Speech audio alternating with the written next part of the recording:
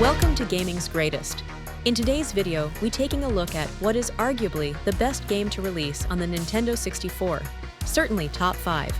Perfect Dark is a 2000 first-person shooter developed and published by Rare.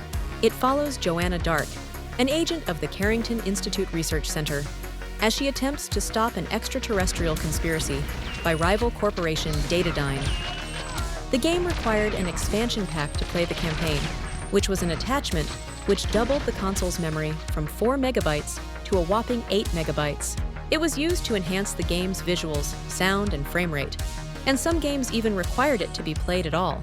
As a spiritual successor to Rare's 1997 first-person shooter, GoldenEye 007, Perfect Dark shares many features with its predecessor and runs on an upgraded version of its game engine. Upon release, Perfect Dark received critical acclaim and sold relatively well, eventually joining Nintendo's Player's Choice game selection. Almost every kid had a copy of Perfect Dark. The game featured a fantastic campaign where the play would complete multiple missions with 3 difficulty options. The campaign can be played entirely in co-op mode and featured a highly addictive multiplayer mode with up to 4-player split screen. At the time, there was nothing quite like gathering a group of friends and competing against each other for the bragging rights at school the following day. Game designer Chris Tilston revealed that lifetime sales for the game reached 3.2 million, making it a huge success. Rare planned to develop a sister title called Velvet Dark for either the Nintendo 64 or its successor, the GameCube, but the project never moved beyond pre-production and was ultimately abandoned. Nearing the end of development of Perfect Dark, key designers left to create a new studio, Free Radical.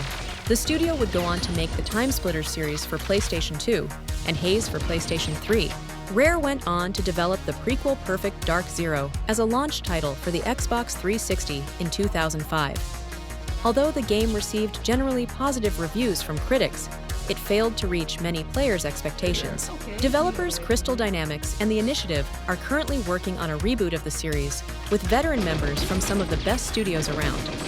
Set to release in late 2025, early gameplay of the game is looking fantastic, though Joanna's design choice has caused a bit of controversy.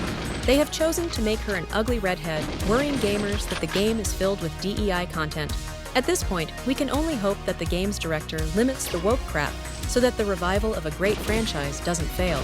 They really need to meet gamers in the middle so that it's appealing to the people that put Perfect Dark on the map, and also for the new generation of players. One thing's for certain is that games like Call of Duty and Battlefield owe a lot to games like Perfect Dark. It really played a part in setting the stage for what makes a great first-person shooter. Do you remember how great Perfect Dark was? What would you like to see in the new game? Please like the video and drop a comment below. Thanks for watching. Consider subscribing to Gaming's Greatest for more videos like this.